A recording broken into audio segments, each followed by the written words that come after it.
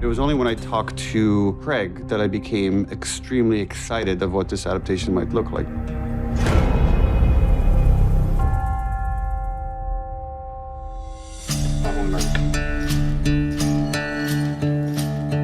We asked Nico Parker to play an incredibly challenging part. We have to fall in love with her. And she also has to be a specific kind of person, very different than the person that Joel is going to meet later in the episode in the guise of little Ellie. It was important for us to present the audience with a Sarah that we felt we could follow for the rest of the series. She's almost the protagonist until disaster strikes. Something that Nico Parker and Pedro Pascal pulled off gorgeously. Nico Parker, my original daughter, my Sarah, she's the person that I live for. Without her, I don't have purpose. He's the best. I could not ask for a better on-screen dad. A lot of the time with acting, you're not always seeing what you're reading and what the audience is seeing. So a lot of the time you're kind of making up in your head, which on one hand is really amazing because you can create this whole narrative in your brain. You're watching someone die and you're just staring at like a patch of grass and like, the amazing thing about Fort McCloud is it was like you could just really immerse yourself because it's all in front of you. Like any time where I was scared, I was genuinely really scared. Dad! Oh shit! And I just remember being like, oh my God. We are not sick! So this is how it begins. It begins with tragedy. Which is ultimately the event that shapes the character for the rest of the show, for the rest of his life. It is the point of identity for Joel. That kind of love, that unconditional love, is beautiful and can be very scary at the same time. We didn't do a lot of rehearsing because I think we both kind of wanted to savor all of the passion and everything. The feeling I had after the first take of adrenaline. The emotion there is heartbreaking and it's ugly. The way she dies is not pretty. It's not meant to be pretty. Her death is the fulcrum point for everything.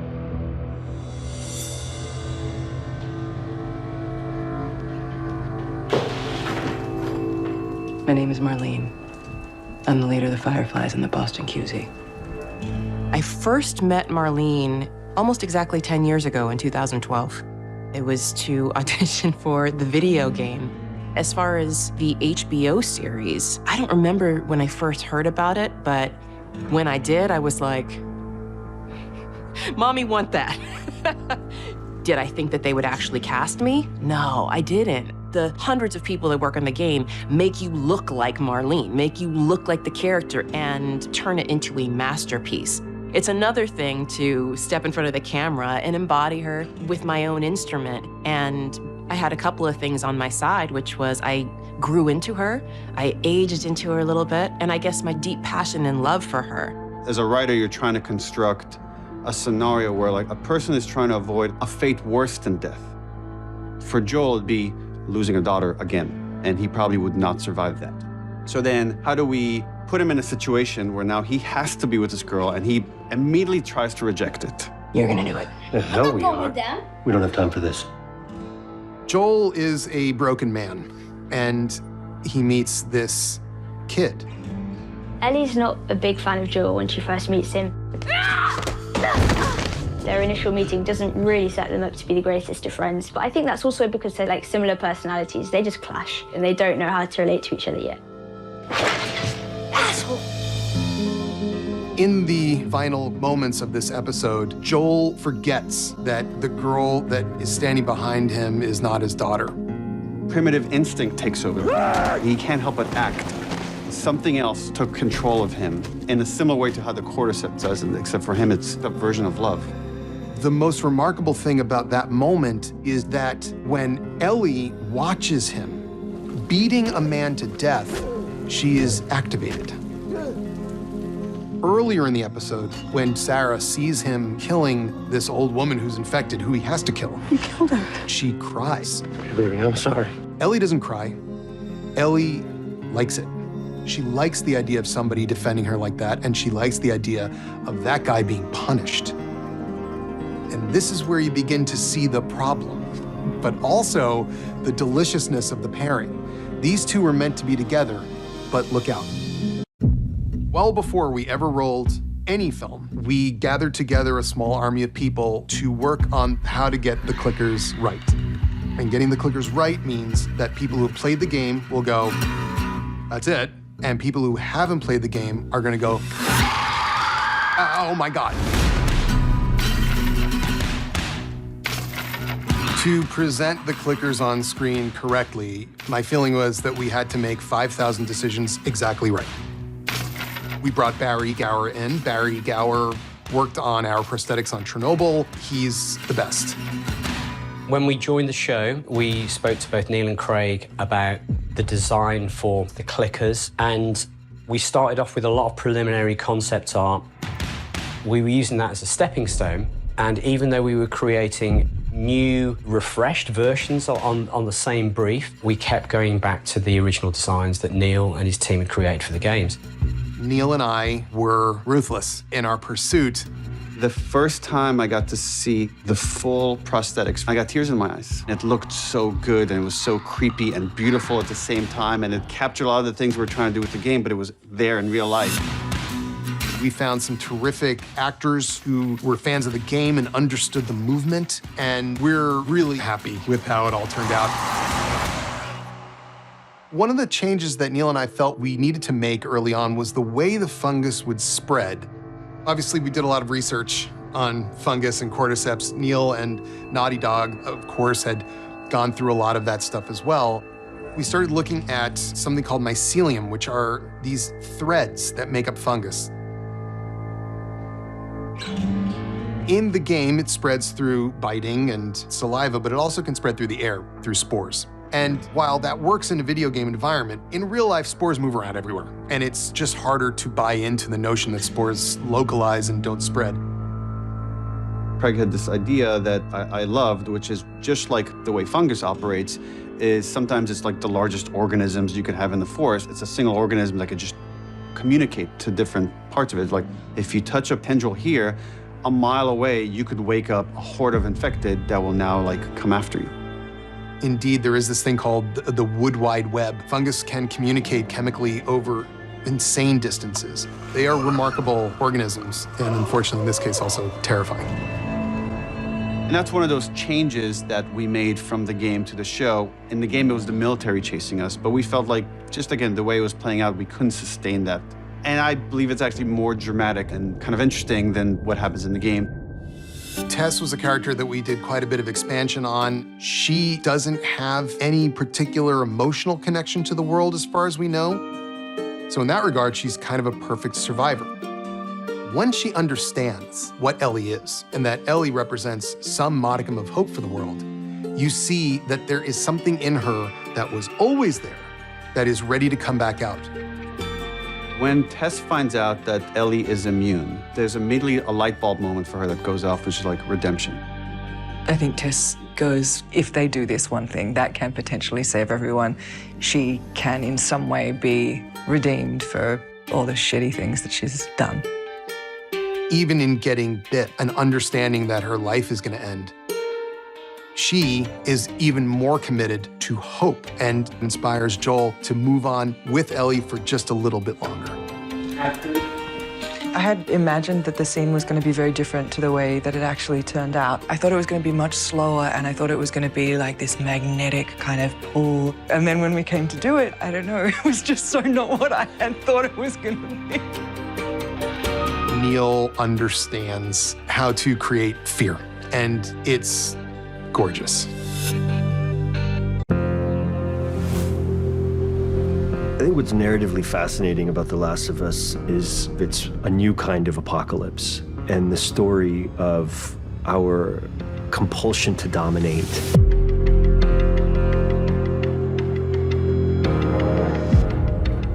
So at the end of the third episode, we saw Joel and Ellie leaving in Bill's car, and for the first time, you got a sense that they were a team.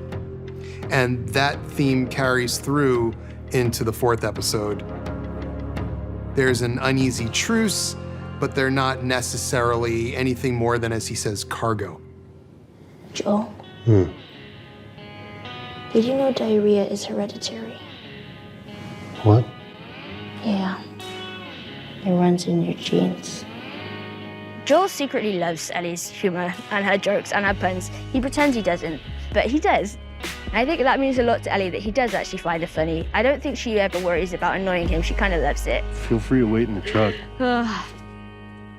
We decided to deviate a bit from the game. In the game, they made their way to Pittsburgh. So in looking around at possible places, we landed on Kansas City because it just felt like it was a good match for sort of what we had and where we were to shoot in Calgary.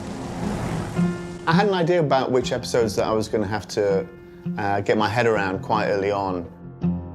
There was a breakdown of various action sequences in episode 4, and thank God I had such an extraordinary team to help me. Please help! Put your seatbelt on. Are we gonna help him? No. It's quite a fun day. It's just crashing cars. It's just, that's why we got into this business. Ellie witnessed Joel being violent at the end of the first episode. And this is a moment where, when they're under attack, Ellie has to trust Joel. You see that hole? When I say go, you crawl to that wall, and you squeeze through, and you don't come out until I say.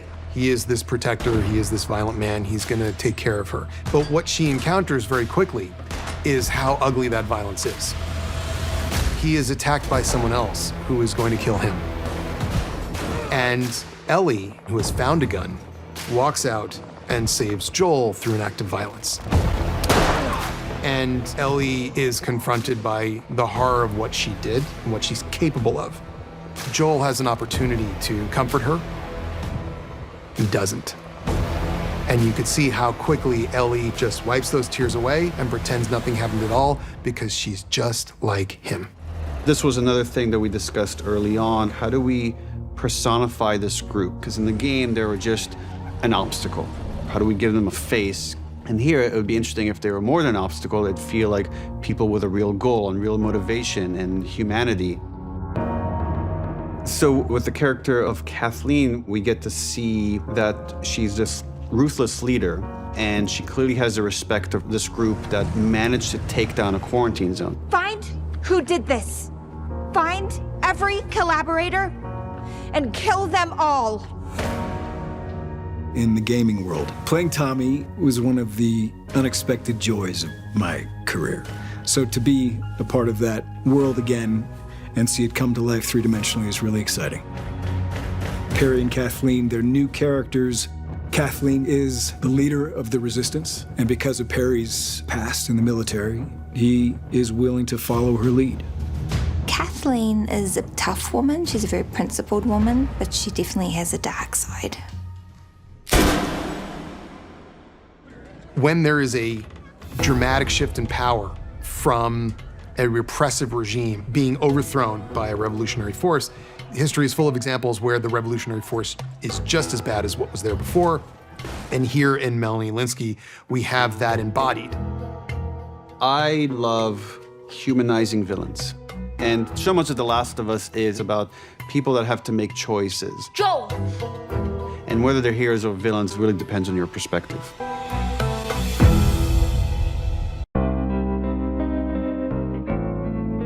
My first reaction to the episode was surprise. It was this unexpected, beautiful love story in this bleak world.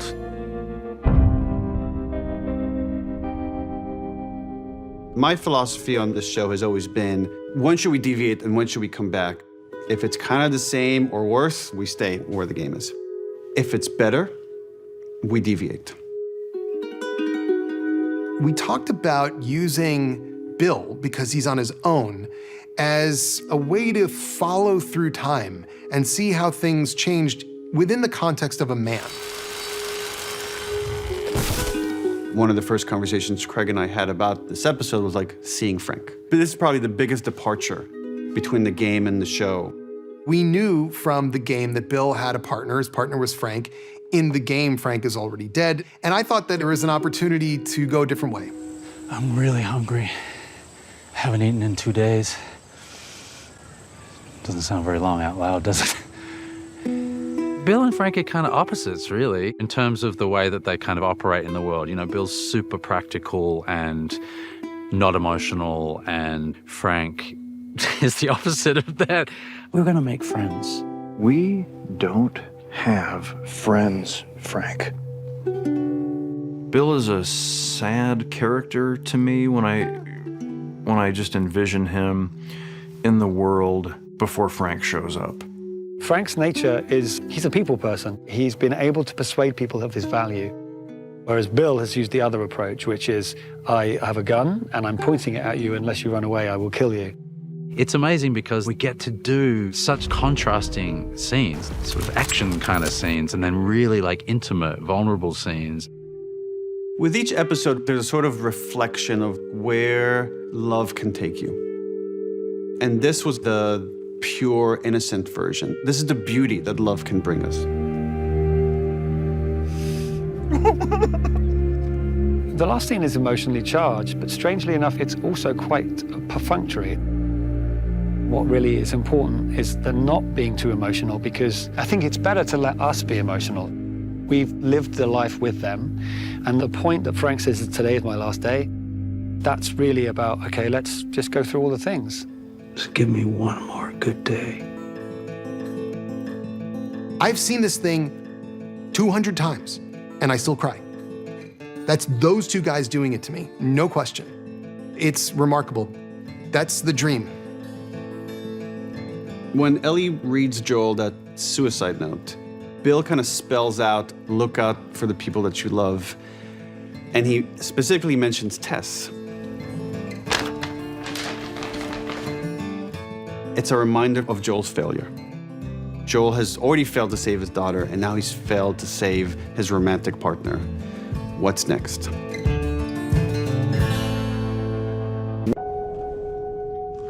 The narrative function of Henry and Sam was to show a mirror image of Joel and Ellie. This brother that's almost like a father to Sam. A person that's willing to do anything to protect his brother.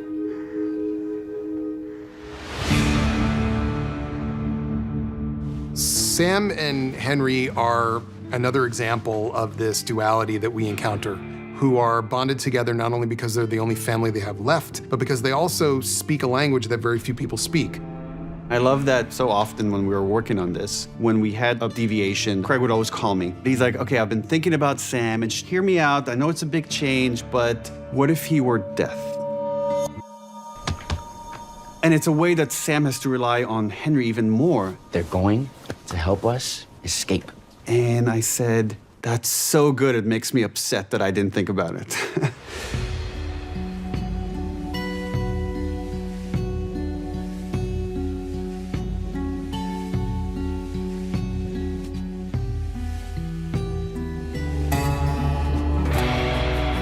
Leading up to getting the role, I did not know ASL. Lamar and Bella picked up ASL in an instant. The interpreters, the CJ and Kivon in this film, they were so willing to help anyone who wanted to learn. In the end, all the crew were signing because everyone wanted to communicate and let them know how great they were.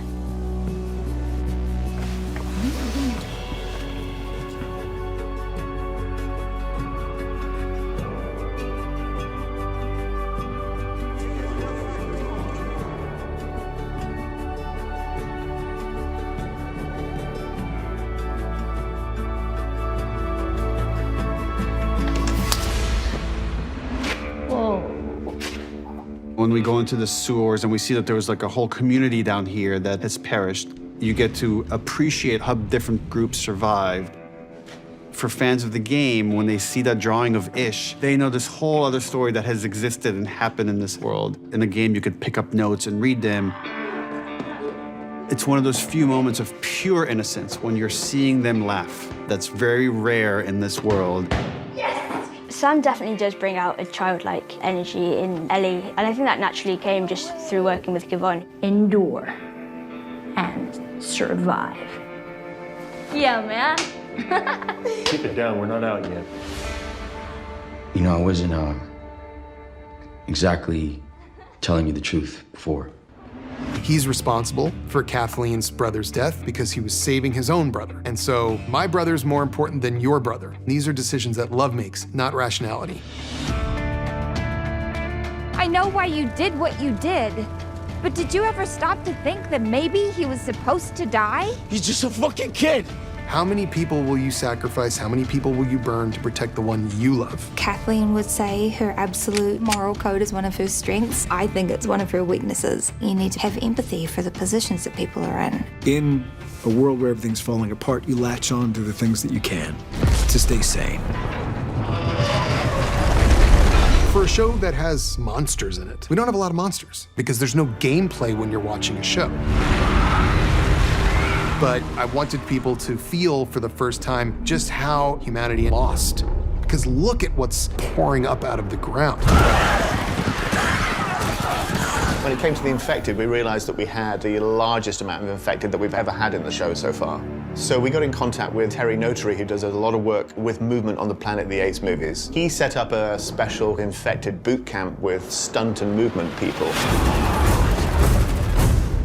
When you have a human being playing these characters, you really get the subtleties that it's so hard for animators, it takes them forever to recreate it. We have everything from a swarm of infected to clickers. There's a bloater. Stop! Kathleen is killed by a child clicker. She was warned about a danger lurking in a basement. She turned away from it because she just wanted to chase after Henry and make sure she got vengeance. Maybe it's for the best. I don't think she's a person who could have found peace. You think they'll be okay? It's easier when you're a kid anyway. Neil's story made it very clear that you cannot escape fate in this regard. And that in fact, the more ruin and hurt you cause to protect this person, the more brutal it will be when you lose anyway. The scene where Ellie tries to heal Sam with her blood, to her, it was her chance to be this hero that she'd been promised that she was. And she was so desperate, because also the relationship that she'd built with Sam.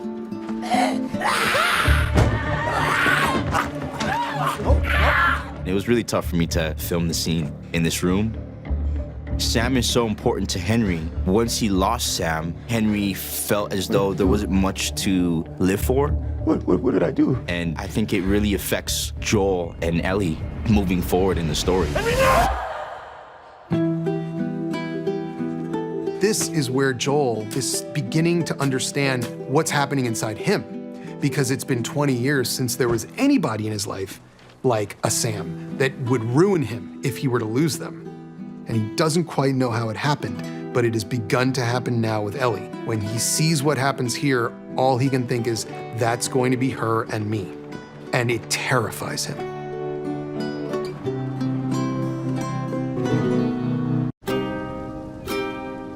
Trying to save somebody and then failing is a terrible feeling. And it is in fact the feeling that Joel finds himself soaking in now, every day, because he's panicked that it's going to happen to him again.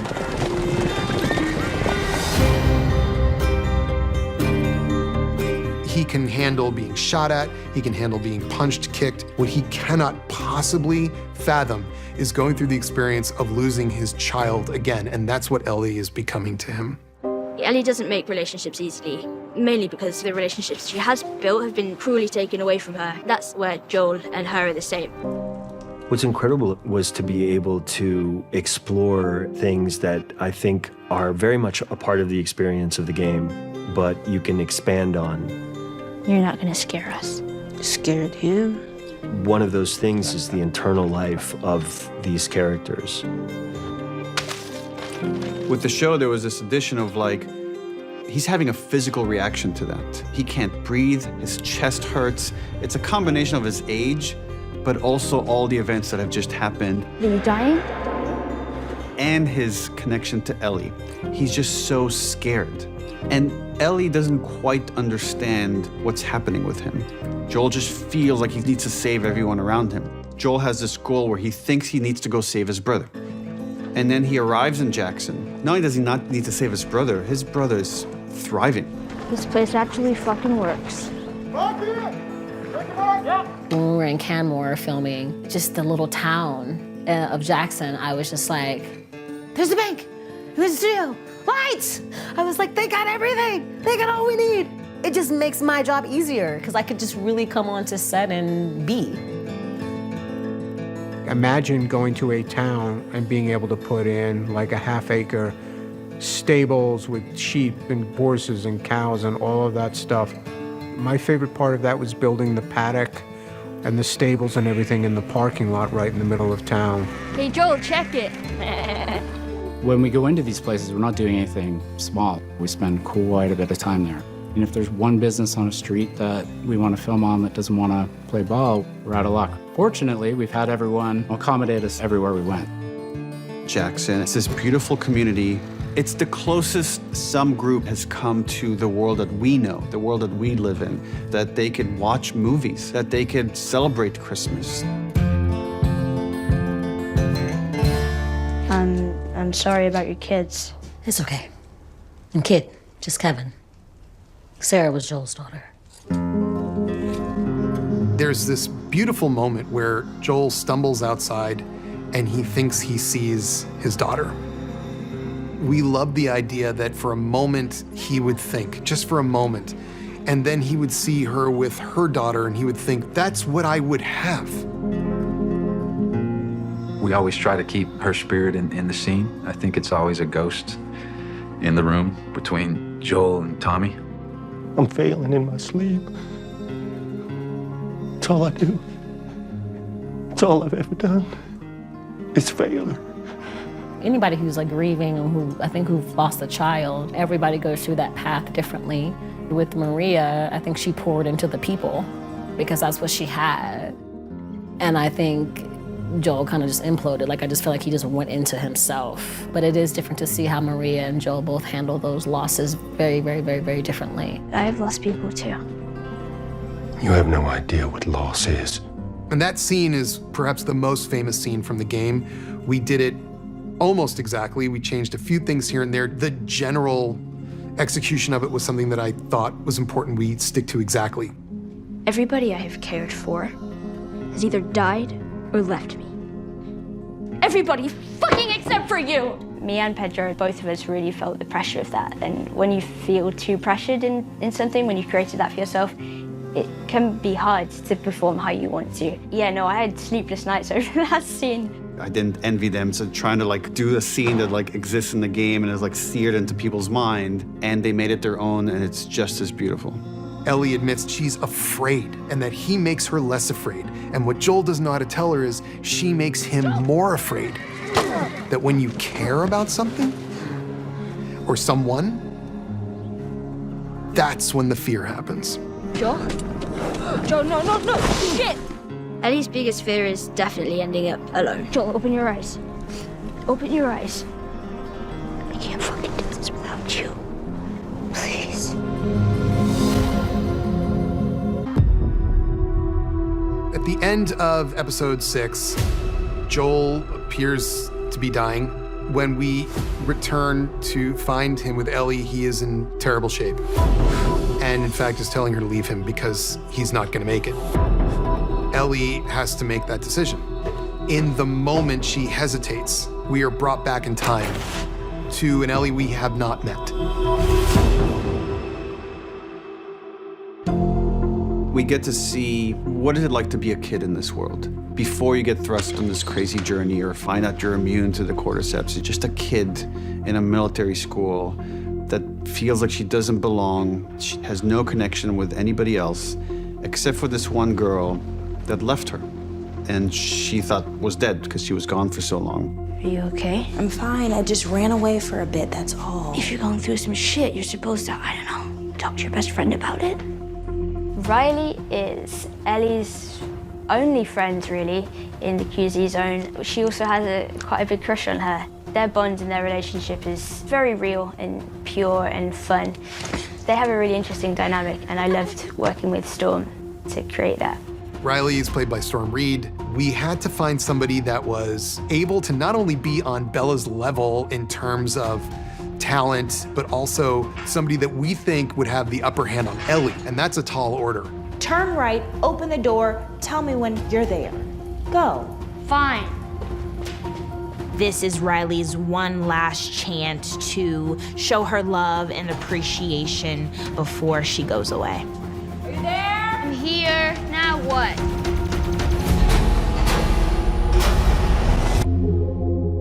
The metaphor for this episode was, what is it like to skip school in the post-apocalypse? And you get to see them play an arcade game. Imagine like an arcade game that Ellie has a poster of in her room. She probably read about it in some old video game magazine they found. They'd probably like seen the moves, and here they get to do it. Riley gifts that to her. Go again? Goddamn right. It was so much fun to film. It was crazy, very full on. And those days were long and emotional and taxing, but honestly, they're so rewarding and so satisfying. It's really cool to just walk around and admire the work that people do. The authenticity of what the world looks like or what the mall looks like, they did an amazing job. The mall was, I think, one of the most amazing sets. We had to get a carousel, we had to do a Halloween store, we had to do a Victoria's Secret store. What? Nothing, I was just trying to imagine you wearing that. Shut up! Riley is kind of testing out the waters and seeing how Ellie feels, and she has a little crush on her, so it's kind of like a date, but not really. In that world, to have a crush on someone, it's still like a feeling that you can't just turn it off because the apocalypse is going on and you don't think you have a future together. Like, it's something that's still very much there. In this world, it's often the case that the happiest moments are interrupted by the worst moments. And there's this wonderful moment where Ellie realizes that Riley feels the same way about her that she feels about Riley, and they kiss. Ellie gets to experience first love, first kiss, and then we snatch it away from her.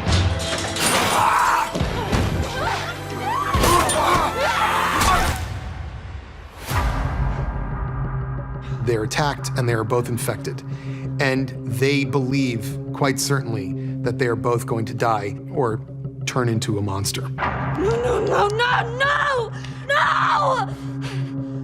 Where Ellie turns dark and violent, smashing the store up and screaming and just furious, Riley is quiet because Riley has experienced loss. The Ellie we're seeing now has never experienced loss. And Riley does say, we're all going to the same place. Some of us just get there faster than others. But we don't quit on the time we have together. And then cutting that with Joel when he tells Ellie, leave me, and he pushes her away. But that memory is ringing in Ellie's ears, and she knows that she's gonna fight to the bitter end, because the person she loves the most now in this world is Joel, and she'll go to any length to save him. Ellie is thinking about Riley. And she's thinking about the fact that Riley didn't quit on her. Riley didn't walk away. Riley didn't let Ellie kill herself.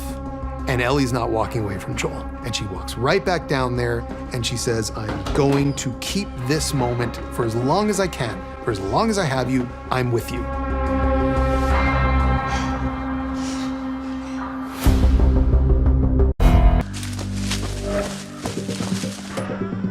Anna is definitely a bit of an Easter egg for people who did play the games.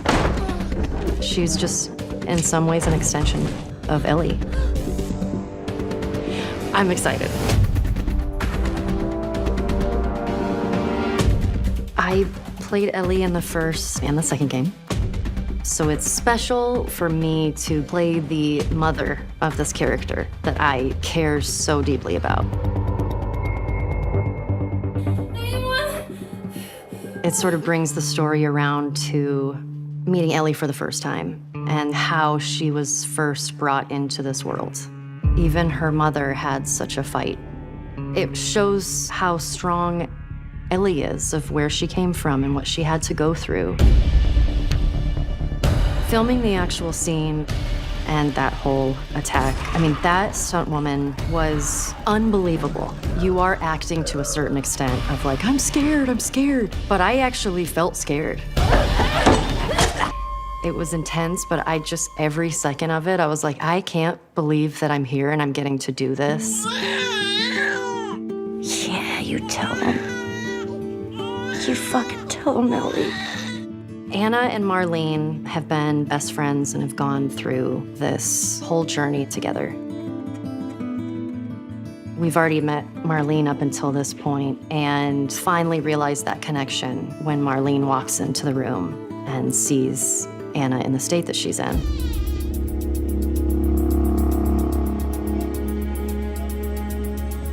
take her with you, and I want you to give her this. This is what Marlene had taken on, is like the foundation of her relationship with Ellie. Being a part of this story for as long as I have and then seeing it in person and getting to experience it was just, yeah, I'll never forget it. In this episode, David captures Ellie, and you see Joel is slowly recovering because Ellie was able to get him medicine. And you're waiting for him to do the traditional hero thing, which he's gonna burst through the door, he's gonna kill David, he's gonna save Ellie, and then they can continue on the journey. No! And we wanted none of that.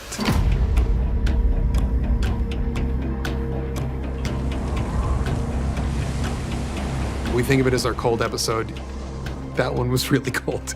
And it needed to be, because the episode in many ways is about deprivation. Shooting in February in Calgary was freezing. Obviously also holding a freaking rifle up, so like a 5-minute scene was tricky. And there was 3 or 4 house-size wind machines that were just pummeling me with snow. Yeah, so that was hard.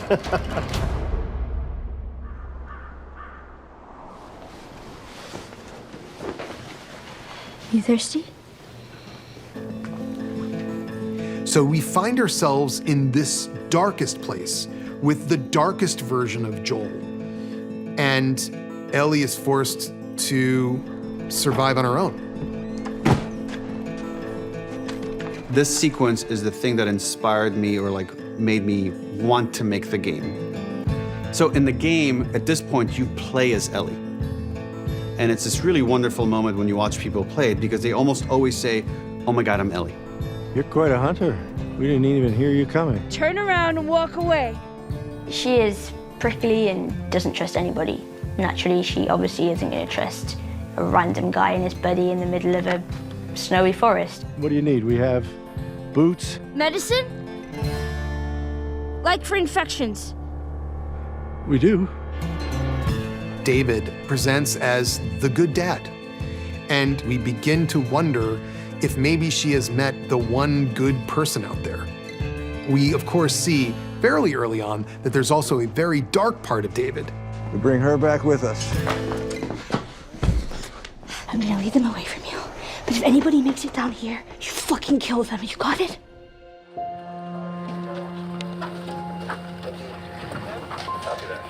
When he captures Ellie, 3, 2, 1, action!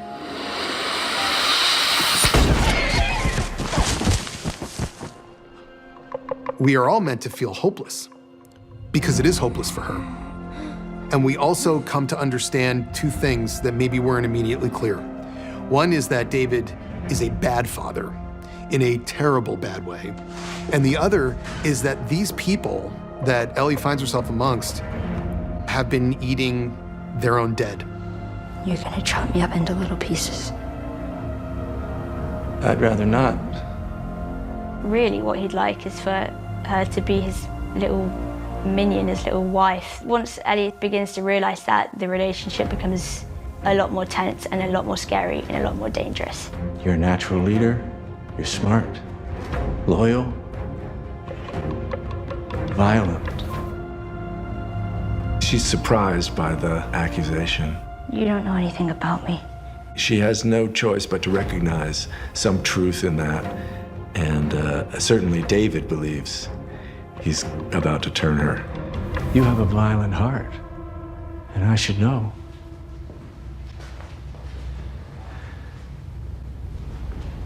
I've always had a violent heart. David says something to her that's absolutely true, because he sees it in her, because he knows it's in him. He says, you have a violent heart.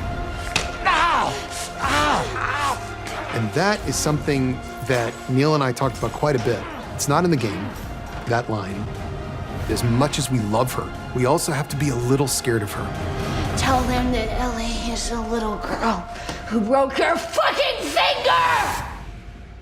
Did the some part, you were lying down and you hit Yes. I don't remember if you... I went up a little like this, but I did that. My connection to this story and really this world is a little bit more unique than others.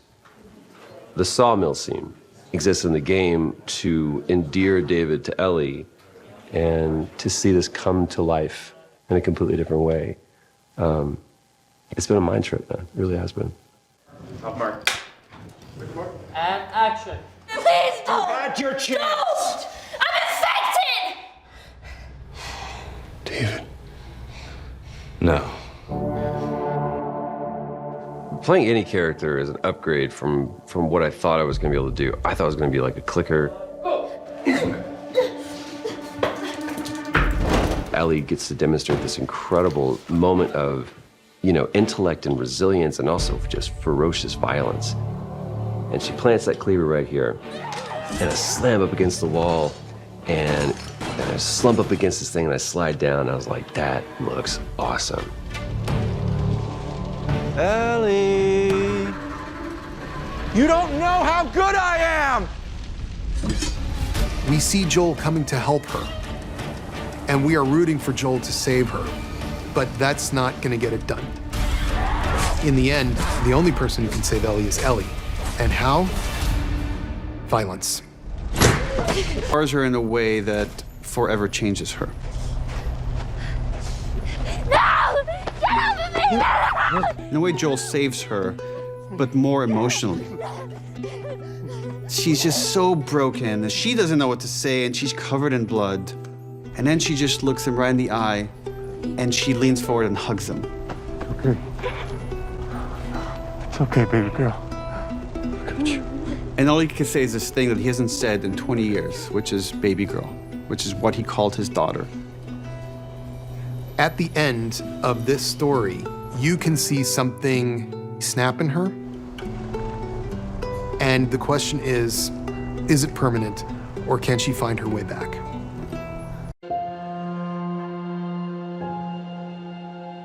The thought experiment for the whole story is the unconditional love a parent feels for the child. And how far can you take the story to demonstrate what that means? It is not just about the beautiful parts of love. It's also about the dark side. It's about how everything wonderful and everything bad ultimately can start with love. Set and action. It's me! Here we are at the end, and we go all the way to the very, very beginning of Ellie, which is her mother, Anna, played by Ashley Johnson, who is the true beginning of Ellie because Ashley played Ellie in the game. And Ashley is spectacular here.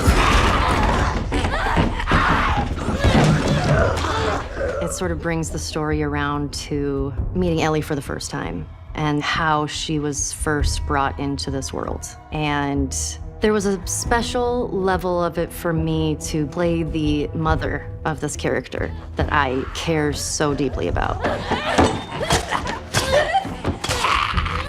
A giving birth scene. And it was an incredible day. You're dealing with real babies, which that is usually hard, but they connected so well, and it shows how strong Ellie is, of where she came from and what she had to go through, and that even her mother had such a fight to live. By this point, watching the series, if you've played the game, you have a new Ellie in your mind. And I need to understand why she is immune, but I also need to understand how much she was loved. And there's this genetic connecting between the two Ellies that we know. And this moment connects them together. Anna and Marlene have gone through this whole journey of this pandemic together and finally realized that connection when Marlene walks into the room and sees Anna in the state that she's in.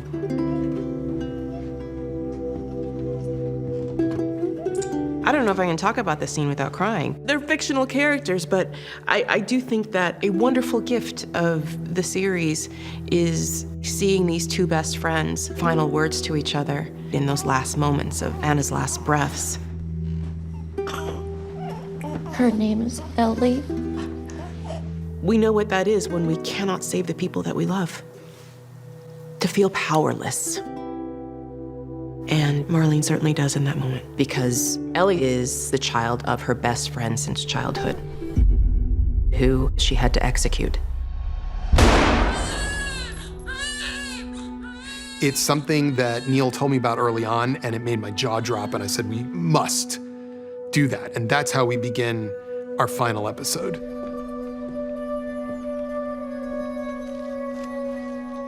There's this moment, and we really just follow the game here very closely because it's so beautiful, where they encounter a giraffe. It's a joyful moment. From speaking to Craig, I realized it was just living the truth of it, which was, it was bittersweet, but still so, so beautiful. So fucking cool. There's just a moment of awe and wonder in this world still. And the beauty of it is such that we understand why the ice melts between them. He's still trying to keep her with him and saying, we don't have to keep going. Let me just take you back with me. And she's saying, no, we have to go out and finish it. We finished what we started. I get emotional just thinking about it because it's their closest moment where Joel finally tells her the true story about how he got his scar. And it was not because some guy shot at him, it's because he tried to kill himself and he missed. But he's glad he did. And she thinks she understands the lesson here, which is you'll get over this. He lost a daughter, he was crushed, he wanted to end his own life, he didn't. So time heals all wounds, I guess. It wasn't time that did it.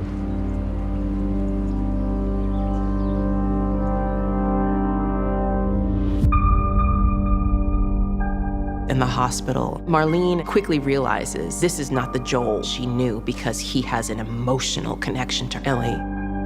You take me to her right now! It's about the way we treasure the people that we love more than everyone else. How love leads to emotions that can rage out of control. We've seen Joel kill. We've seen him lose loved ones. So how do you take that any further? What if it's between saving all of humanity or this one girl? It's the easiest choice he's ever made in his life.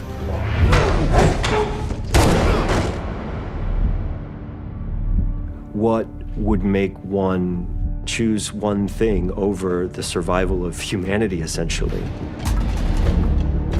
Which is something that he does because he finds himself incapable of losing again.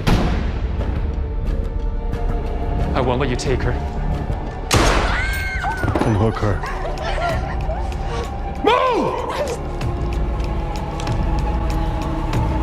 Turn around. Can't keep her safe forever. No matter how hard you try, no matter how many people you kill. The parking garage is the last shot. It's the last opportunity to save what Ellie can gift the world. Joel, he is wrestling with his grief and he can't see past it. There's no limit to how much we could try to understand that, how much we could defend it or judge it. And it's this beautiful shadow that one can explore and question, find the horror and the humanity of. This whole journey, we've been working towards this trust that is forming between these two characters and how honest they are with each other and how much they learn to rely on each other. And then Joel puts all of that on the line. Like a parent, you feel like you need to lie to your children to protect them. And that's what Joel does at the very end. She knows deep down that he's not telling the truth, but she can't let herself believe it because it's too painful and it's too scary, the idea that her only purpose in life hasn't been fulfilled, that had been taken away from her by the person that she loves and trusts the most. It's too overwhelming. So she forces herself to believe Joel. Swear to me that everything you said about the Fireflies is true. I swear.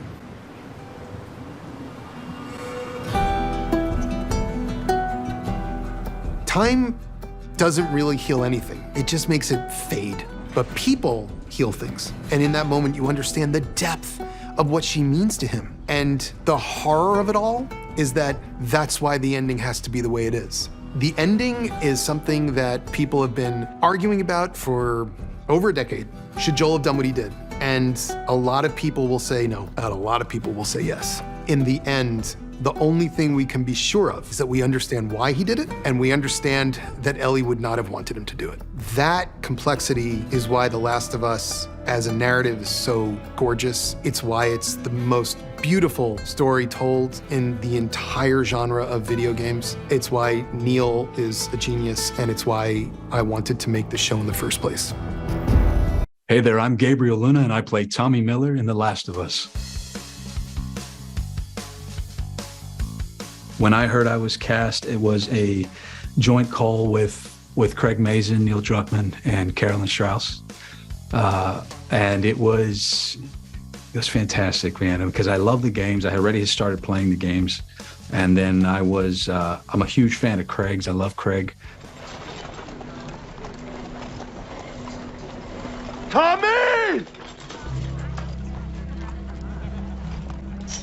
I don't think I did anything too crazy. I think I went, I always call my mom first, with every big job, let her know what's happening. I used to like make a big deal out of it and go to a big celebration, but in this one, I just think we just plopped down on the couch and big smiles on our faces. I say it over and over, you don't have to reload a blade, so you keep a blade with you. You can't be looking through every drawer, around every corner for ammunition. Well, a few things fell off the costume truck and somehow ended up in my bag. It doesn't seem like you aged much. You, on the other hand.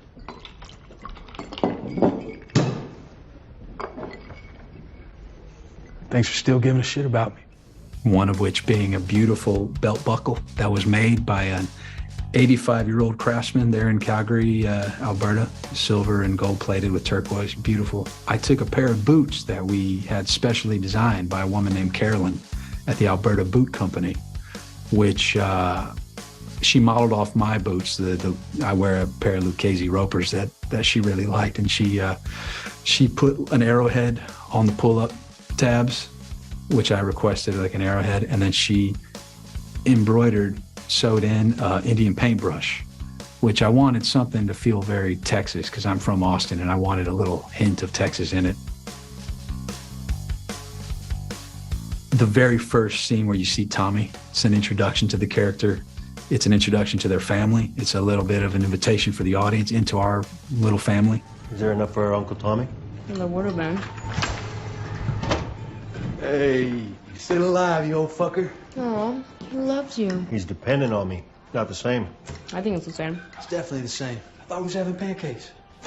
But it's just a really nice, very natural, quick introduction to the family, and that was really fun to play.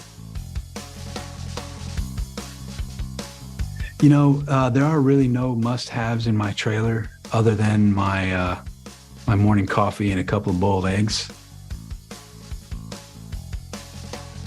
He's got a little bit more of a free-flowing way of being, and I really admire that about him. He's able to pivot at any point and go in any direction. Tommy's what we used to call a joiner. Dreams of becoming a hero. So he enlists in the Army right out of high school. A few months later, they ship him off to Desert Storm. That's what they called that war, it doesn't matter. Point is, being in the Army didn't make him feel much like a hero.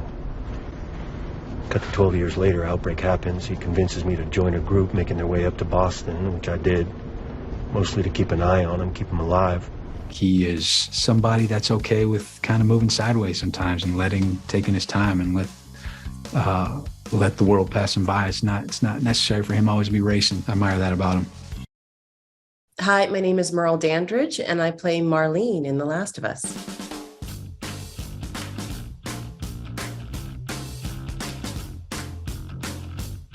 The way I heard that I was cast was I got a phone call from the video game creator, Neil Druckmann, and he said, I have the great privilege of casting you for the third time as Marlene, which actually it's his fifth time casting me as Marlene. We've done several iterations of it. And the first thing that I did, I think I got up and I think I squeezed my hand. I did one of these. I was so happy. Things that I did take away were things that I picked up that were local to Alberta, Canada, because it just became such a character and a piece, and really had such a relationship to the show. Those things informed themselves, because actually putting on the clothes, these are things I'd never done. Stepping into the room, I had never done that. We were solely working on a world of imagination, and astonished after we saw what the artists and the engineers created after we did our work. So instead, we get to be in real time moved by our surroundings and get to touch the actual weapons, get to feel each other, get to actually see everything and be in a world that looks as desolate as the story that we are telling. The artistry on this show was astounding. So the only thing that needed to shift was for me to get him out of my own way. A water purifier, some kind of blade. Because she's a firefly, I'm gonna have to say a battery, because that's an incredible piece of currency. Hi, I'm Murray Bartlett, and I play Frank in The Last of Us. Hello, I am Nick Offerman, and I play the role of Bill.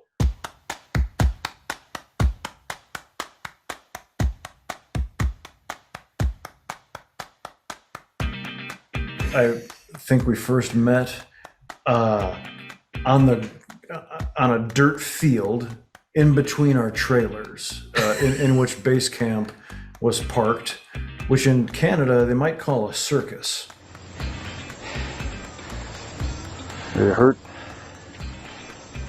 It's just a bruise. And you were wearing cool clothes. I was a huge fan from White Lotus. And so, I mean, you were friendly, you were generous, you made me feel like I might get out of this alive.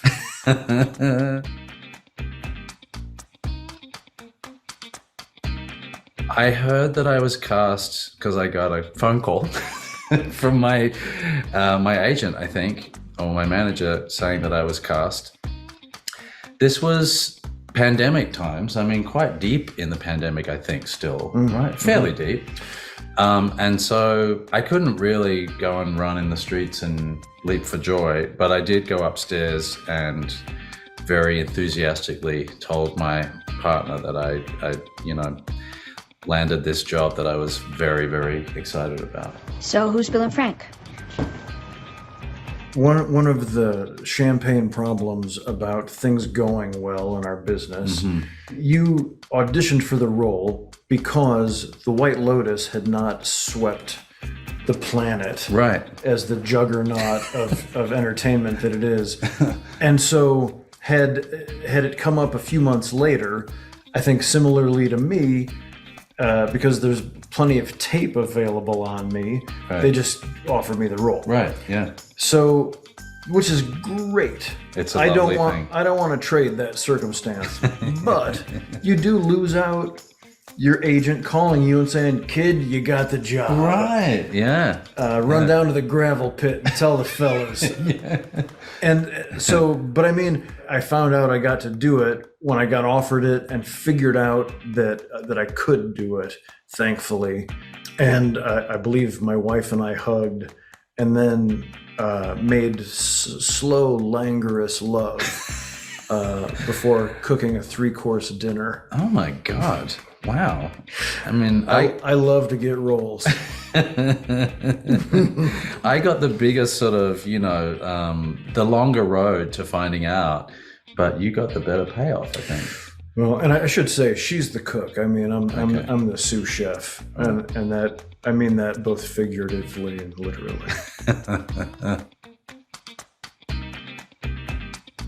I would build things out of wood, like boats and musical instruments, probably. I would try to be in nature as much as possible, which I do, even though I am an actor, but probably like try and be a park ranger or something, someone who takes care of nature somehow. That's the best. I applaud that. And I'm like, why aren't we all park Right? I know. Come on. I know.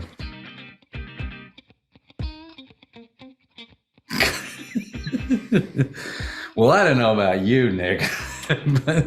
What's the best way to pass time in the bunker? Watching HBO, of course.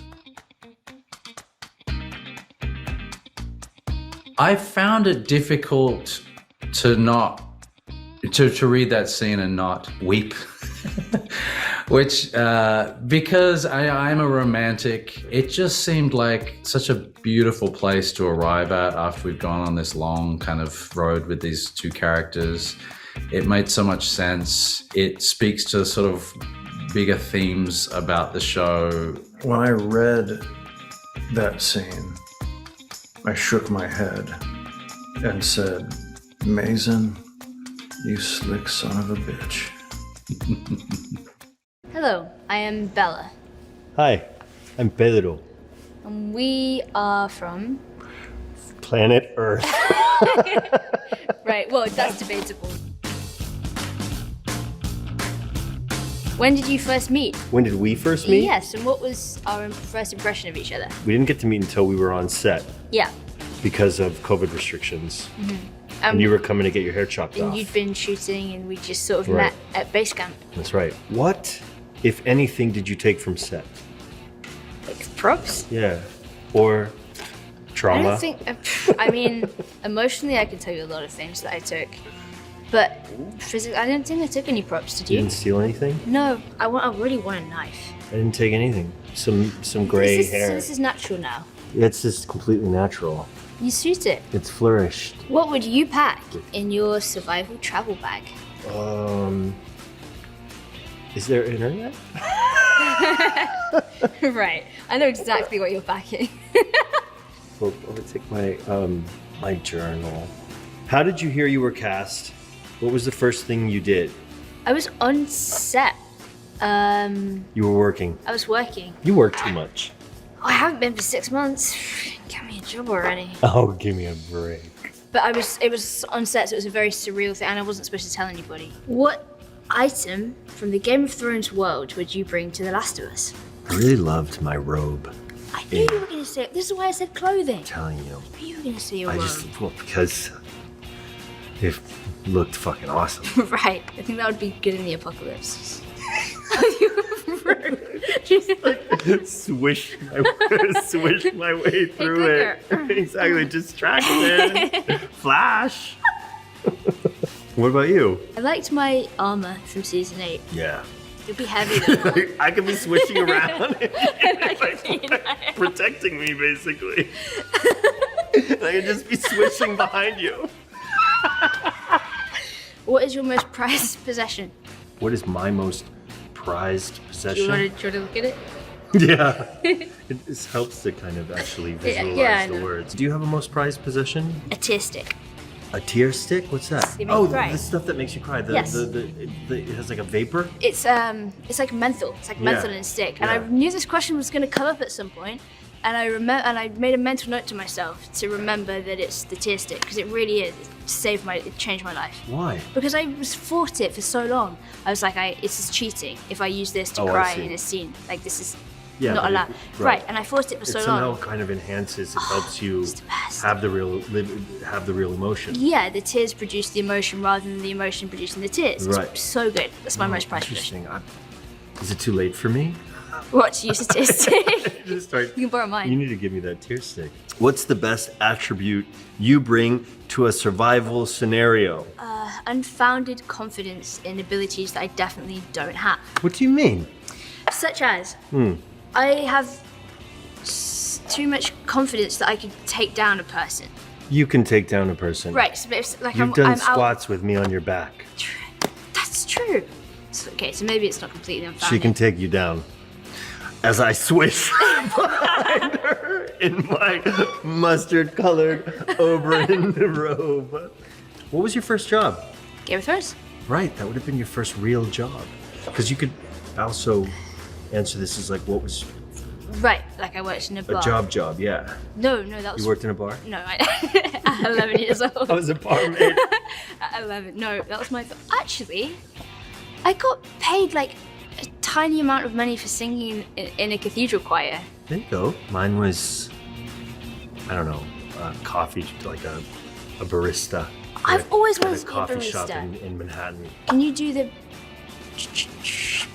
Yeah, back then. This was So you couldn't now? 20 years ago. You could.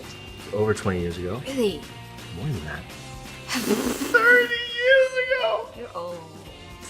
Ooh. Who is the first person you call when you get good news? My sister. Oh. Yeah. Which sister? My older sister. Nice. Because my younger sister won't answer the phone. Hi, I'm Pedro Pascal. And I'm Bella Ramsey. And this is this a line from The Last of Us? Smash Is it? I don't know.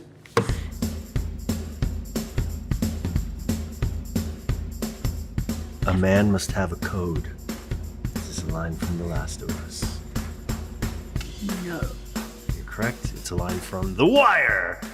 I mean, don't get it twisted. I do some dirt too, but I ain't never put my gun on nobody who wasn't in the game. A man must have a code. Okay. Huh. I love these games, man. This is I better not so be hard. crap at it. Oh, okay. I wonder if I do it with a different... Okay. Everyone I've ever cared for has either died... Just too easy. Way too easy. Like, I'm not gonna know that. We're not a large house, but we're a proud one. I think that's from Game of Thrones. Who says it? I think I say it. It's you too, Leanna Mama. Game of Thrones. You know who would know that also? Who? Craig Mazin. Yes, he would. He Did says he that do line this? to me far too often. Does he? We are not a large house, but we're a proud one. And every man from Bear Island fights for the strength of 10 mainlanders. This is a hard one. Endure and survive. Or is it endure? Endure. I think that's from The Last of Us. It's from The Last of Us. Who says it? Endure and survive. Yeah. It's fine. Endure and survive. Endure, survive. Endure, survive. Fuck yeah, man! Because I've met some people, okay? Real people. And a lot of them are fucking idiots. It's not from The Last of Us. I wish I could guess what it's from. Do you know what it is? Nope. You've never heard of it? Nope. So there's no hints. Nope. Say it one more time. Because I've met some people, okay? Real people. And a lot of them are fucking idiots. Oh gosh. Is that, it wouldn't be Entourage. No. No. It's from a show that is 4 letters. 4 letters? It has a double letter. It's from a show called Veep. Oh, Veep. Selena, Veep, of course. Selena Meyer. Yes, that's Julia Louis-Dreyfus. Is it American? Yeah, it's American. Of course. It's hilarious. You would love the show. People won't equate you with a natural disaster, ma'am. Really, Amy? Because I've met some people, okay? Real people. And I got to tell you, a lot of them are fucking idiots. Not today, you New World Order jackboot fucks. Not a clue. Really? Nope. Think about it. Go again? Not today, you New World Order jackboot fucks. I would say somebody's staring into a security camera and speaking to themselves after a fascistic group has probably removed everyone from the town, but there's one remaining man that your character never gets to meet. What? It's not from a show I It's from did. The Last of Us. Not today, you New World Order jackboot fucks. I don't think I would have gotten that one. I feel like this, I don't know if that was in That's cool. written scripts. It's a good line. It's a big and beautiful world. Most of us live and die in the same corner where we were born and never get to see any of it. I don't want to be most of us. That would be Oberyn Martell from Game of Thrones. It is a big and beautiful world. Most of us live and die in the same corner where we were born and never get to see any of it. I don't want to be most of us. Do you remember doing that? I do. I remember having so many favorite lines from my character in that show. It's a great line. Okay, Last one, are you last ready? one from The Last of Us. And fire is going to burn you up until you are but ash. That would be Daenerys from Game of Thrones? Nope. All right, give me a hint. You ordered too much Chinese. and then the next day, you're gonna eat. Breakfast? Isn't this a good clue? Right. It is? You're gonna. Yeah, it's Oh, I'm great. an idiot. Yeah, you are. Wait, I ordered And fire too is much. gonna burn you. Yeah, you ordered too much Chinese or Indian. I'm gonna eat of my Chinese that I had last night. The leftovers. Like, yeah. Fire is gonna burn you up until you are but ash. That was a tricky one. I love games because I'm gonna win.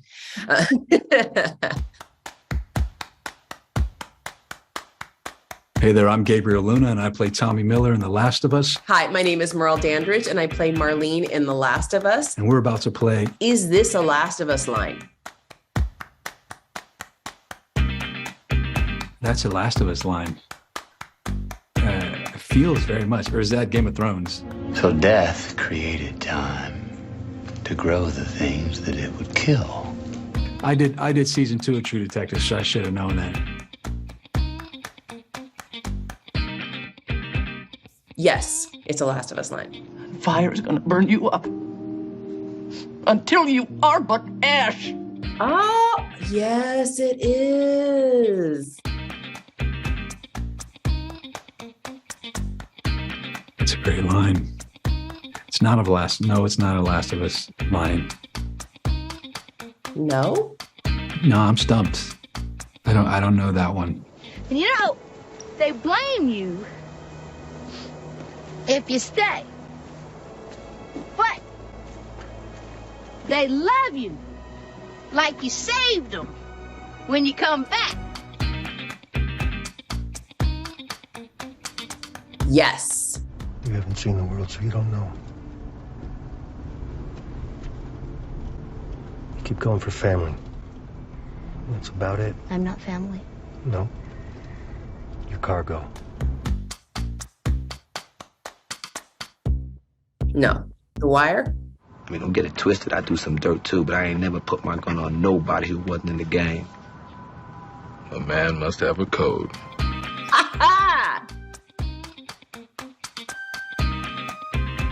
That is Game of Thrones. That's a Game of Thrones line. I always drink before a fight. It could get you killed. It could get me killed. Today is not the day I die. That's my line. That's a Last of Us line. That's a Tommy Miller line. A bad reputation doesn't mean you're bad. Not always, at least. Yes. Marlene. Because you have a greater purpose than any of us could have ever imagined. Hi, I'm Troy Baker, and I'm the host of HBO's The Last of Us podcast. And I also play Joel in The Last of Us video game. And I am here to answer your questions.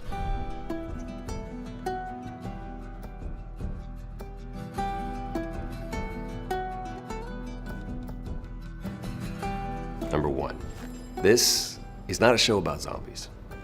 This is a show and a story about love. It's a story about two people that are both lost, that find each other, and how they make their way through this world. Number two, the cordyceps fungal outbreak that we talk about on the show is not that far-fetched. It's actually scientifically possible. And the third thing, you will cry. A lot. And you can blame Craig Mazin.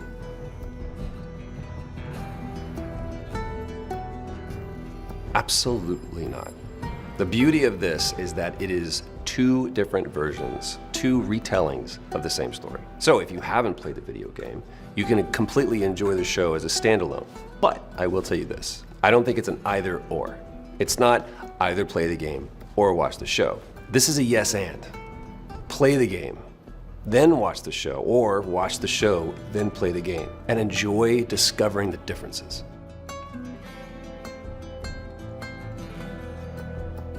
You can expect to be surprised. You can expect to be satisfied. You can expect that in every episode, there will be one of those moments that you loved so much, but just a little bit different. Trust me, I went into this not only as an actor, but also as a fan. and my arms were crossed a little bit. I was waiting to see what they were gonna do with that scene or with that character, with that line. It's all there. This is the most accurate, truthful adaptation of a story like this that I've ever seen before. And will there be Easter eggs? Come on.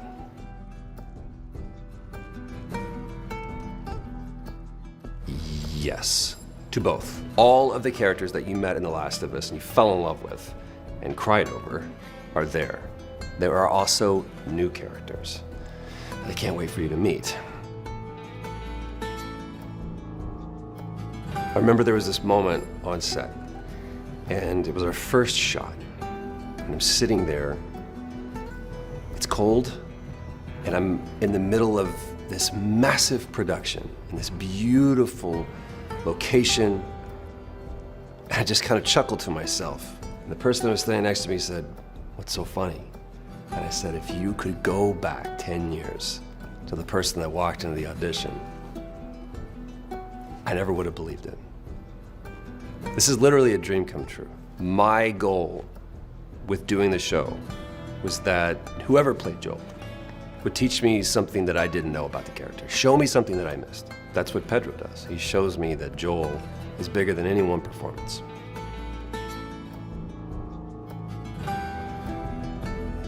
Okay. So first of all, I wouldn't get bitten. I would have died long ago. Not gonna survive in an apocalypse, not one bit. People would have tripped me and used me as bait. I'm the first to go, 100%. This is cashmere. Well, our story kicks off September 26, 2003, which is a little bit different from the game. And then we do a time jump of 20 years to where the majority of our story will take place. Well, selfishly, I really wanted to see what it looked like for someone else to play Joel. But the thing that, to me, added a whole new layer to the IP was not something that I expected. It wasn't something that I was looking for, because it wasn't really even there. A perfect example is the character of Frank. Frank in the game is, well, if you play the game, you know, he's basically dangling feet in a bad Hawaiian shirt.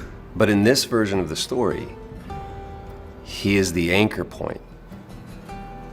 And it's possibly one of the most beautiful episodes, not only of this show, but of any show I've ever seen. So that, to me, adds a whole new layer of the IP.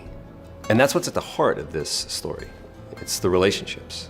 Yeah, we have monsters that are attacking us, and yeah, there are vicious people that are doing horrible things to survive. But at the end of the day, it's how these two people feel about that and what they're going through. So, what new aspects of the show added something to the story or to the IP? You have to wait to find out. Hello, I'm Troy Baker. I got to play Joel in the video game of The Last of Us, and I'm also the host of The Last of Us podcast.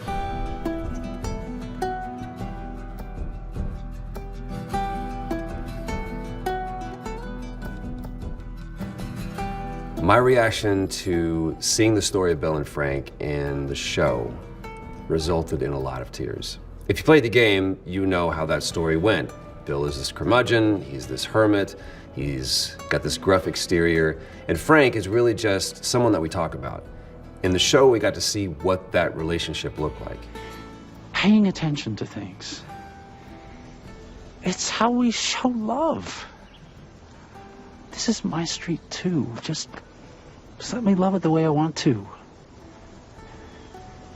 Something that I think that Neil and Craig did very, very well is putting on display what a long-term loving relationship looks like in literally the midst of hell. It started with strawberries and a lot of tears, and it ended with a bottle of wine and even more tears.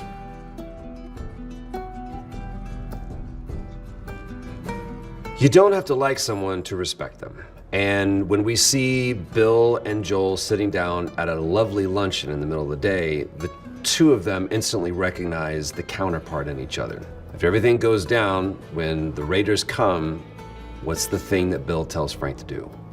Call Joel. At the end of their dinner, Bill turns to Frank and says, "This isn't the tragic suicide at the end of the play.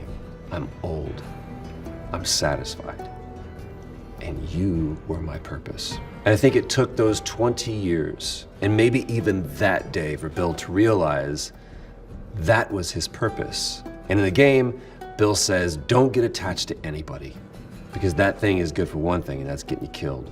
But in this story, we had the opportunity to show a different side of Bill, and perhaps a different version of Bill, which would say, I used to hate the world, and I was happy when everyone died. But I was wrong, because there was one person worth saving. That's what I did. I saved him. Then I protected him. That's why men like you and me are here. We have a job to do. and now that Tess is gone, Joel realizes that his purpose is to protect Ellie.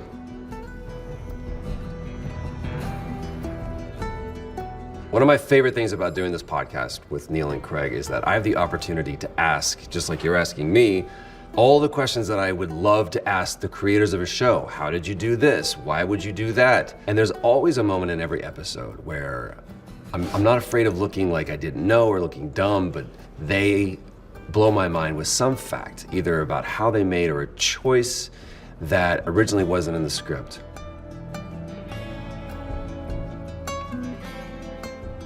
I think I'd have to say pasta, because it's a ritual of my wife and I's. Every Sunday night is pasta night. We make pasta. And if I had to go without pasta, that means that I wouldn't have those Sunday nights. So my strawberries are pasta.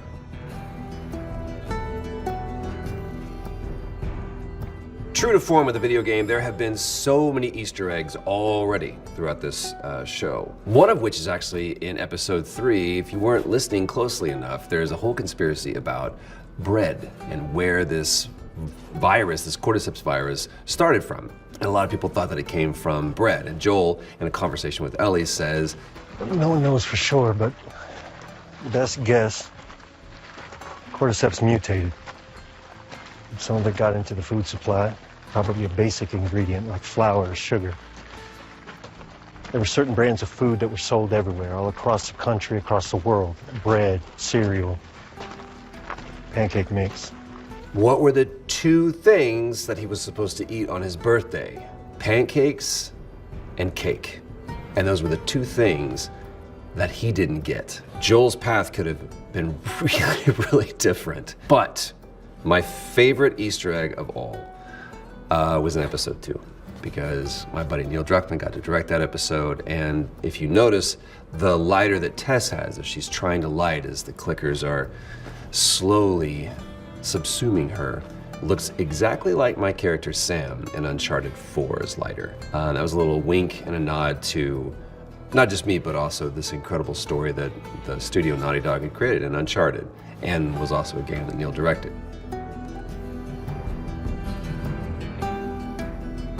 When we were making the game, the locations that we were in was a gray box with maybe some wooden, boxes to serve as a table or a chair or a truck. But when I got to play the game, that's when I got to explore those environments and be in the outskirts or be in Boston. But now seeing it like this, I get to explore places that in the game never existed, like Bill and Frank's neighborhood. So being able to spend time in this world in both familiar and unfamiliar places has been something that I had never anticipated.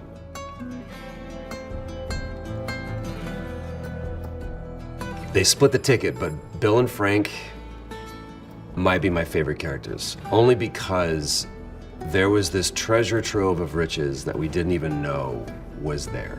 And doing the show gives us the opportunity to really explore that relationship. So, who's my favorite? The answer may change as we go through the series, but as of right now, Bill and Frank have top shelf. Hello, I'm Troy Baker, and I got to play Joel in the video game for The Last of Us. I get to host the podcast for HBO, but in this episode, I play James.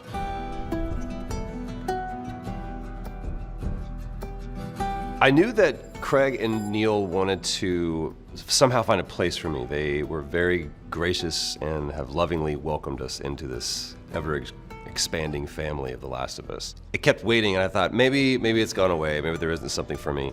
And then Neil goes, I think I found a role for you. And he was like, I'd like for you to play James. And I went, oh man. Who? James. Yeah. I sensed doubt in there. I haven't lost faith in you, David. You're just scared. I had to remind myself, I was like, that was his name. For me, it gave me a good opportunity to, just as this show has done, it's enriched the original story. Of course, playing a cannibal in the main antagonist's gang that tries to kill Ellie, I'm not sure what that says about Neil and I's relationship. I'm sure we're good.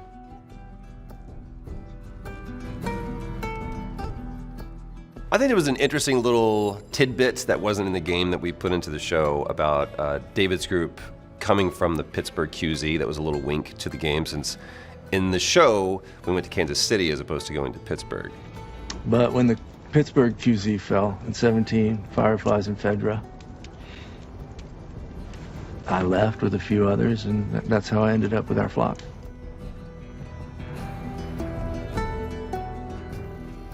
No. Therein lies a lot of the manipulation and the control. David is a very, very savvy, tyrannical leader. He understands how to control these people.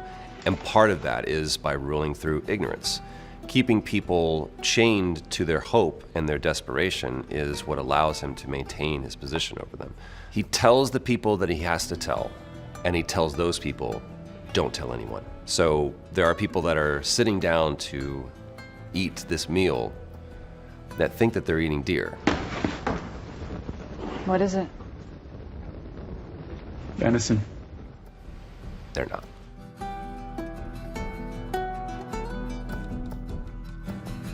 Here's why I think David is the worst person, because he never lies to Ellie. He always tells her the truth. I've always had a violent heart. And I struggled with it for a long time, but then the world ended and I was shown the truth. And if you look at it from a certain lens, there's a lot of parallels between he and Joel. Both want to have a paternal sort of relationship. Both are doing anything and everything they can to survive. Both care for the people that are in their charge. But just like we saw with other people throughout this story, Maria being one of them, a singular event can cause two completely different paths and two different kind of people. Sarah dying for Joel set him on one path. Kevin dying for Maria sent her on another one. She was still able to retain her maternal care. Both of them are still parents. Both of them are grieving in two different ways. That said, David is pure evil.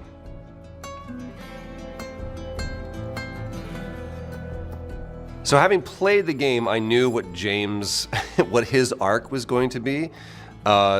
So I knew going into it that ultimately I would meet my demise. What I didn't know is when you do performance capture, a lot of it is pretend. And so if you're bleeding, you have to pretend that there's blood. If you get stabbed, you have to pretend that you get stabbed. When you're making an actual film or a show like this, they go all out. So I spent the entire morning in prosthetics, and they had this magnetic attachment in my neck so that when Bella swung the cleaver, it would stick. And it did. It was a shake right there. And then they had this bladder full of blood. That's actually what they called it. They had a bladder full of blood that was piped up through my neck, through this prosthetic. So when Bella hits me with the cleaver, I stagger back and blood goes everywhere. It was just blood, blood, blood. I went through 8 changes of wardrobe, and each time I got to sit in a cold pool of my own blood. It was awesome.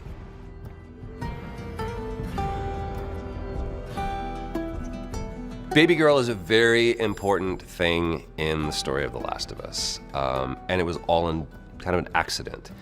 When we were shooting the game originally, as Joel carries up Sarah to go to bed and he says goodnight, he puts her in the bed and he says, "Goodnight, baby girl." And that's just the thing about growing up in Texas, just baby girl is just something that you say. Neil says, "What did you just say?" I was like, "Goodnight?" He goes, "No, what'd you call her?" I was like, "Baby girl." He goes, That is what Joel is going to call Ellie. It's me.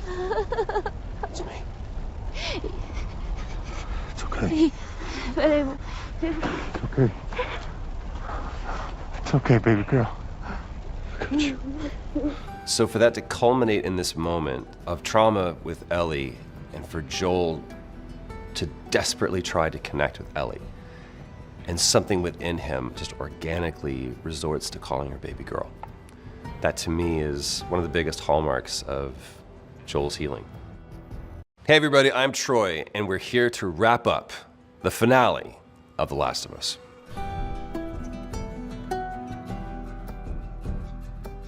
Now that we have made it through this season, this first part of this story, there's this strange sadness that happens whenever I finish something, whether it be a book or a show or a game. I almost don't want to finish it because all of this time that I've spent with it and everything that I've invested, I can see the end coming. And so it feels weird to be on the other side of this, to finish making the game of The Last of Us and then releasing it into the world and seeing the response that it got from people, to where we are now, where this story has reached millions of other people that never would have picked up a controller, and now they know the story of Joel and Ellie.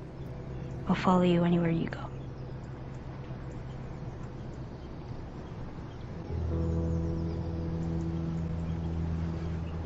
But there's no halfway with this. If I had to describe the story of The Last of Us in one word, it's relatable. Which seems really weird when you think about a premise of a post-apocalyptic world filled with infected people. But this is a story about all of us. This is a story that anybody can relate to who has ever loved someone, and what you will do to go to protect and preserve that love, no matter the odds. It's me. It's me. It's okay. It's okay. It's okay, baby girl. I got you. If I could describe this season in one word, going from the gut, not thinking about it too much, perfect. It's just been perfect. Perfection is not something that I think you should strive for. I think striving for excellence is great. Perfection often makes people rest on their laurels. But because of the passion of the people that are involved in this, I know that they're not going to be satisfied with perfect. They're going to want to do perfect again and again and again.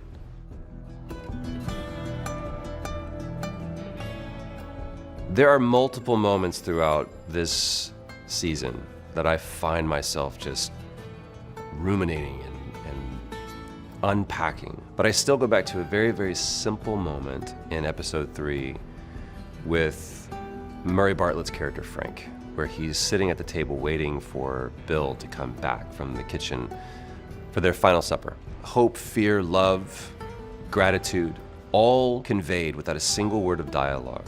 And you see it all wash over his face and all disappear into a smile as Bill emerges with the bottle and 2 glasses. That to me is a flawless, flawless scene.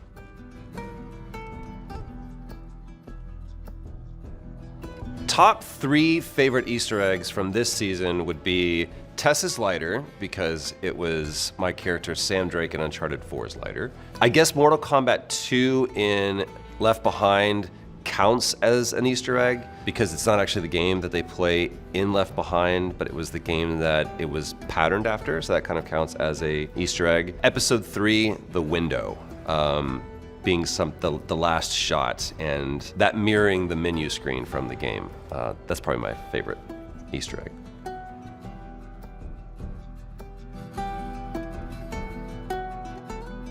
It was incredible to see some familiar faces from the game pop up throughout the series. I love Merle Dandridge so much. She proved twice that she is the best person to play Marlene. She's a fierce actor. She has such a charisma and strength that resonates. Because you have a greater purpose than any of us could have ever imagined. So we're leaving tonight, and we're taking you with us. Being able to see her do scenes that she did in the game and recreate those for this was so much fun as a fan of hers and of the game. And then also seeing her be able to build upon that with new scenes. My boy and my brother, Jeffrey Pierce, who played Tommy in the original game, popping up as Perry, that beard was a poem. Who did this? We think it was outsiders. We found a truck loaded. It's not a federal vehicle, but they were heavily supplied. Could be mercs. And he played that character so deftly. He's a vicious, vicious man. And what's so funny, this is why he's one of the greatest actors. He's a teddy bear. He's one of the kindest, warmest, gentlest human beings. But you put that beard on him, what was that, dude? How long did that take you to grow? It's incredible. The story of Anna is one of my favorites because it's such a labor of love for Neil. And it's a story that it's the most patient story that I think Neil has. And I'm so glad that it was allowed to wait until the right moment. I can't watch it without crying. And I'm just so proud. Yeah, you tell her. You fucking tell Melody.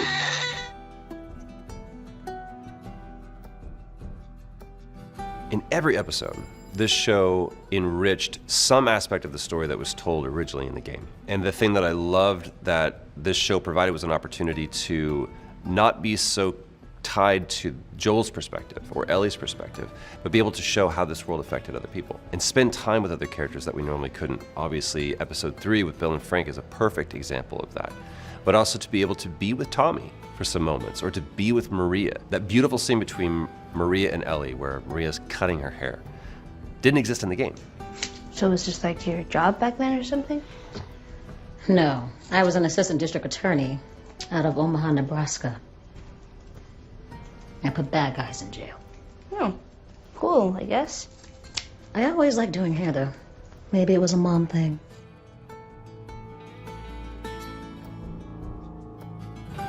Favorite character not named Joel or Ellie? Frank. Long time. Favorite infected scene is with Tess, episode 2, the kiss. Favorite prop would also be from episode 2, Tess's lighter. Favorite episode still, it's a toss-up, 3, 5, or 7, but episode 3 probably takes the cake.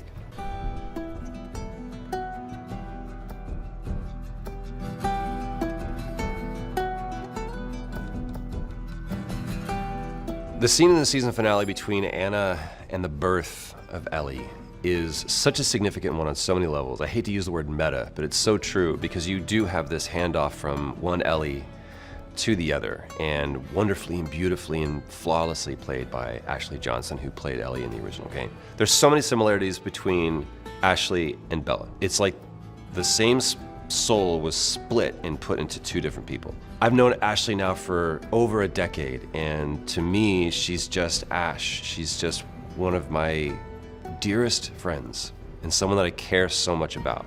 I forget sometimes how fierce of an actor she is, and I couldn't wait to see what Ashley did with that. I knew she was gonna crush it. Putting her in that situation of, to me, one of the most dense, dramatic moments of the entire season. And I thought I was ready to watch it, and then I did, and I wasn't. She just smashes that scene.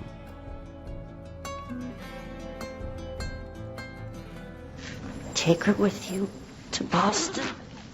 Find someone to bring her up and make sure that she's safe. I can't do that. And I want you to give her this. There's this totem of the baton being passed from not only one Ellie to the other, but also from a mother to a daughter. And in this world where Anna realizes that her daughter's going to need protection, she's going to need someone or something to help protect her. And the only thing that she has to offer her, her birthright, is personified in this switchblade. In that moment, it's also a very violent one because she realizes that she has to do it quickly before the worst part of her is passed on to the best part of her. I cut it before I was bit. Before. And so that's why every time we've seen that ownership of that knife be threatened to Ellie, she will scramble and she will fight for it because she understands the significance of that knife.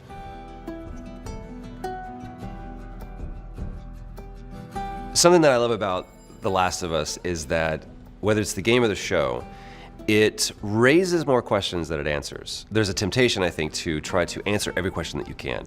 And other times, it's great to just go, I don't know, why not both?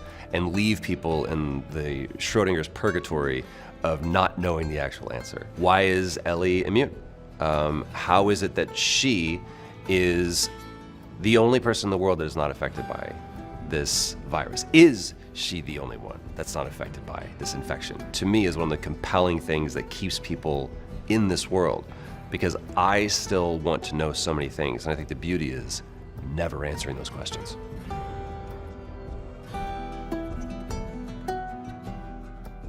You have this wonderfully, poetically beautiful, yet incredibly tragic story about these two people who discover love at the wrong time, and what one beautiful night can mean to one individual. And being able to really slow down and examine those moments and either remind players of that story or introduce new people to that story was so foundational to who Ellie is, because seeing where Ellie goes only is as impactful as it can be if we understand where she came from.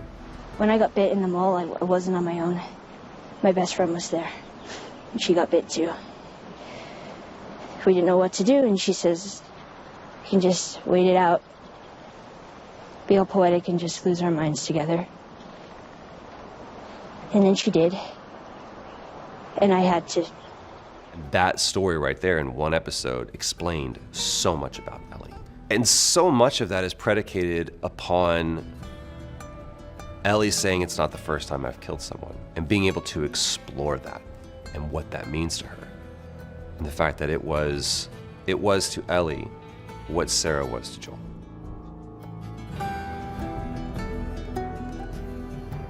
If you played the game, you wrestled with the ending, and now you're gonna have to wrestle with it all over again. If you haven't played the game, welcome to the fight. It's hard to tie a pretty little bow on a story. It is an Olympic feat to do that to a tragic story.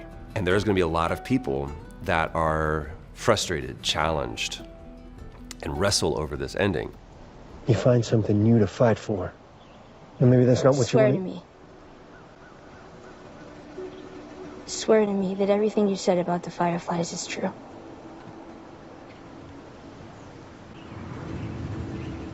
I swear. And I remember asking Neil when we shot the scene, I said, dude, you're gonna piss people off. And he goes, good. Because that means they felt something. If they love it, they hate it, we did our job. If they don't care about it, that's when we failed.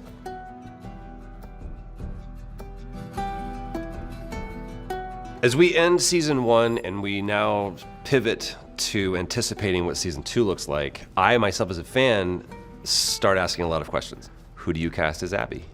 That to me is one of the biggest questions I can't wait to see, because so far Neil and Craig have nailed the casting. Who plays Dina? What characters from the game are brought into this story? What new characters that didn't exist in the game are they going to include?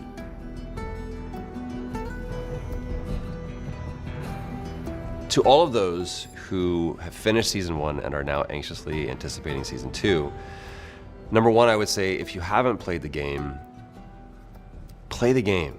But more than anything, it's do what everybody else has been doing for the last 10 years, and that is find someone to talk about it, because that's been my favorite part, are all of the conversations that have happened in the wake of this story. And the community that has been born because of this game is probably the best byproduct. Thank you guys for allowing me to answer all of your questions. I would say that if you haven't listened to the podcast that we're doing with HBO, where I get to sit down and talk with Craig Mazin and Neil Druckmann, the two showrunners, will answer not only the questions that I've answered, but a whole lot more. And it's been one of my favorite conversations, one of my favorite aspects of being involved with HBO's The Last of Us. So please check it out. I would love for you to be a part of that conversation too. No matter what, if you're lost in the darkness, look for the light.